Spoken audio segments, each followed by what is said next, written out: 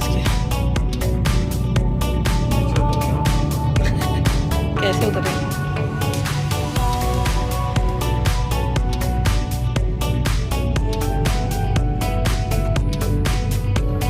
ये कौन सा चौक कहलाता है? बाईपास कहलाता है ना ये ना, डीजी खान का बाईपास।